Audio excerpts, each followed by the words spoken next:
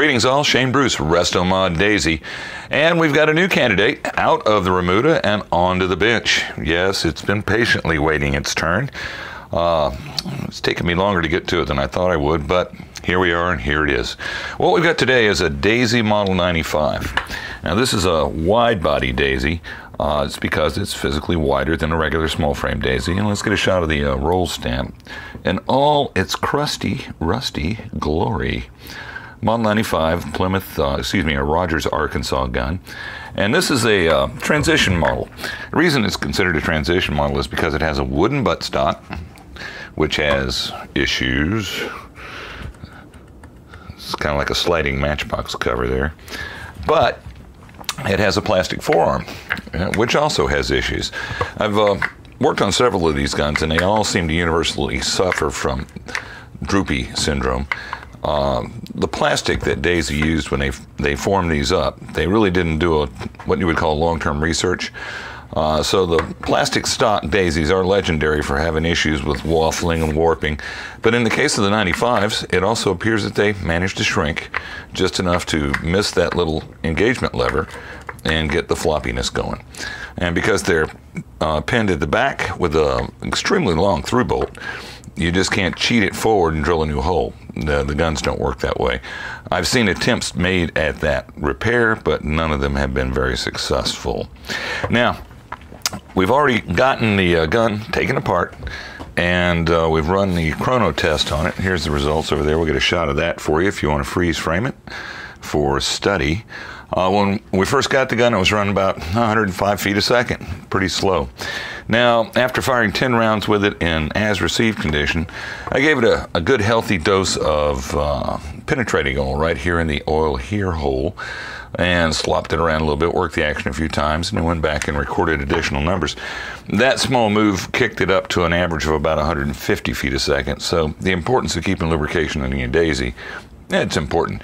You can run an older gun that probably needs a rebuild, but you can still get some service rate out of it if you just keep it oiled. The customer on this particular gun also wanted to keep the bottle cap feature because it's his father's gun, and his dad likes the fact that he can dump 500 BBs down in there, which is fun. I enjoy it myself. So we did do a ballistic test with the Model 25 shot tube and picked up another 20 feet a second. It's not major, but with an upgrade mainspring, a Cobalt 327 mainspring, an overbore air tube, new seals, and the factory shot tube, the gun was running about 290, 295, which is much better than 105. So, you know, picked up a considerable amount of power just by going to a better spring and an overbore air tube. And the shot tube option we'll explore, but the customer isn't really interested in it. Now, this is one of the reasons the gun was running so slow. This was the mainspring that came out of the gun.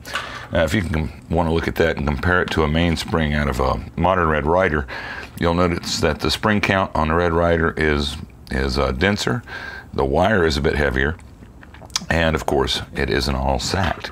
This causes a lot of friction and loses a lot of power, so that was the main culprit in the low speed initially. But we have replaced the mainspring in the gun with the Cobalt 327 mainspring. In terms of what we're going to do to it, we've selected a fat bob, glue up, shotgun style butt, straight butt, with an extended length forearm that we're going to restock the gun in. And then we'll address the metal issues.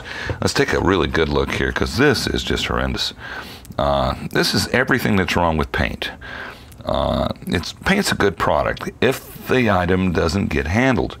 But as you can see by looking at this bad boy, if you touch them a lot, take them out and shoot them a lot, well, you know what? They get dinged, they get dented, and every ding and every dent is an opportunity for rust to get acquainted with your weapon, which is what occurs and what has occurred here. So we'll end up stripping that paint off, repairing the surface, eliminating the rust effects as best we can, and fire bluing the gun. Then we'll slap the stocks on it and do some test firing, and then, by George, we'll send it home. Well, this is Shane Bruce with Resto Mod Daisy. That's all we've got today for you, kids. Shane Bruce signing off.